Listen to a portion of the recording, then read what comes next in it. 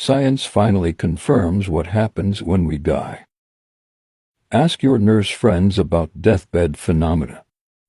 Now, if you go into a hospice, it's less so now, but very strong then. You find that it's divided into bands.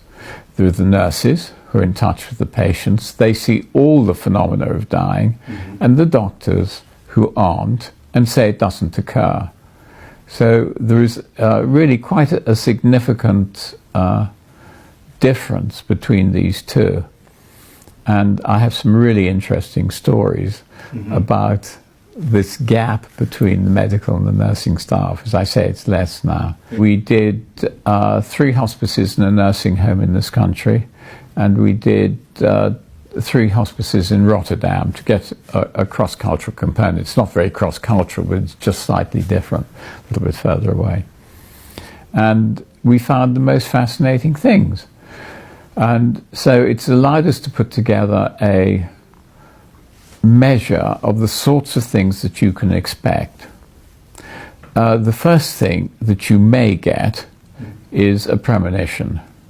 And that means that you know you're going to die. So before you get the diagnosis, you learn in a dream, maybe, or it suddenly comes to you that you're going to die. The Dalai Lama says all of us know 2 years before we're going to die that we're going to die. The next thing that happens is that a few weeks before you die, you get deathbed visitors. Now, what's a deathbed visitor? They are relatives who come to you, and they do it in a specific way. They may stand outside the room in which you're dying, or they may come into the room, and that's quite common. You, of course, will talk to them, and then a number of them will sit on the bed and talk to you. And we took 100 deathbed visions and analyzed them for content.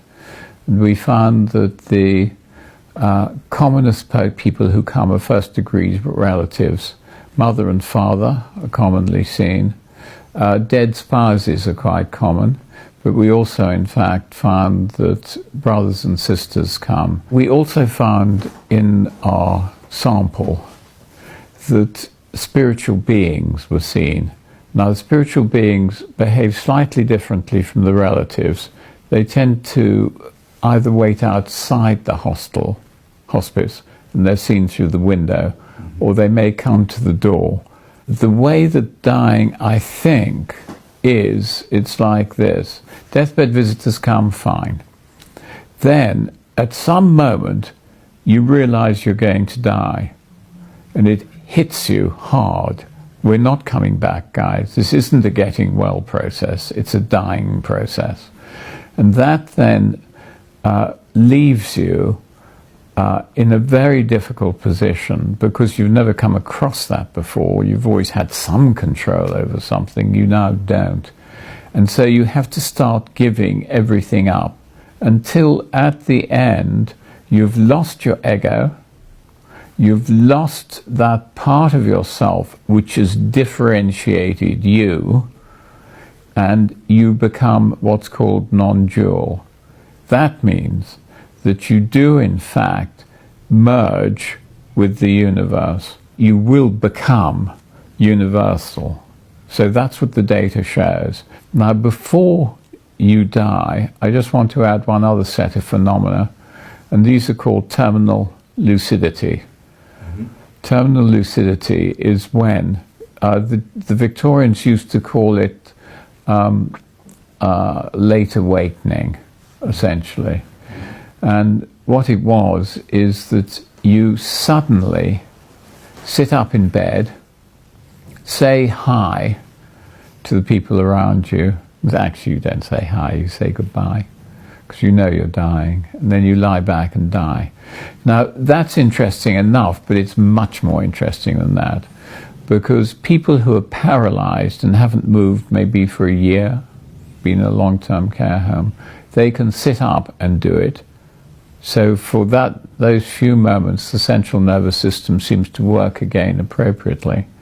But more interesting than that to me is the people who have Alzheimer's disease and have in fact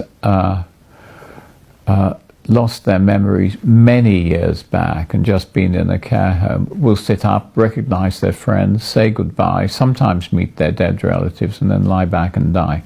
So that's a real question for science, because how can you do these things if one just takes the argument that the brain secretes consciousness?